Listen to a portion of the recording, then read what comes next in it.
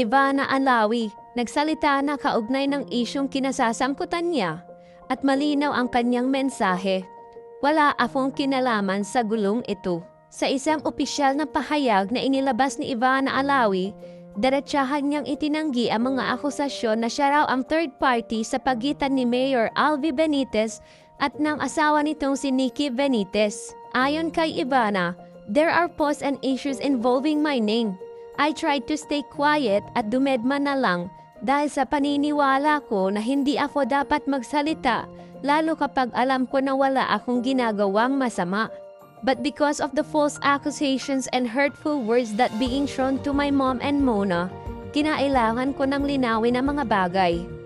Hindi po ako involved sa anumang romantic o personal na relation kay Mayor Albi. Ipinaliwanag rin niya na hindi siya kailanman naging bahagi ng anumang lihim na relasyon at hinikayat ang publiko na huwag basta-bastang maniniwala sa mga walang basehang paratang. Pero saan nga ba nag-ugat ang lahat ng ito?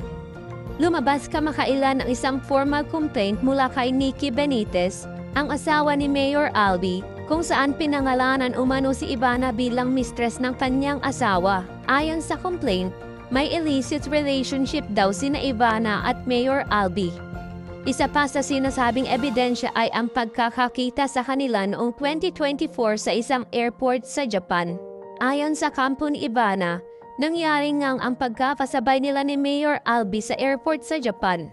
Pero marilaw nilang sinabi, wala raw romantic connection sa pagitan nila.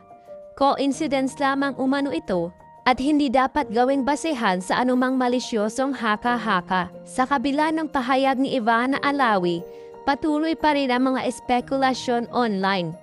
May mga netizen na hindi maiwasang mag-react sa isyong ito. Sabi ni Denmark, "Diyos me, hindi naman papatol si Ivana sa asawa mo. Itsura pa lang eh." Sabi naman ni January Vance, "Ang chip naman ni Ivana kung papatol sa may asawa." Ayon naman kay Michelle Isyon, "I don't think maghabol pa si Ivana sa matanda. If pera-pera lang, ang dami ng pera ni Ivana. She is the top media influencer sa Pilipinas." Bilang mga responsableng taga-subaybay ng balita, tandaan natin, hindi lahat ng nababasa online ay totoo. Mag-ingat sa mga maling impormasyon at huwag basta-bastang maghusga. Ikaw, ano ang opinion mo sa naging pahayag ni Ivana? I-comment mo na yan sa baba. At syempre, huwag kalimutang i-like, i-share at mag-subscribe para updated ka sa lahat ng latest na balita at showbiz chika.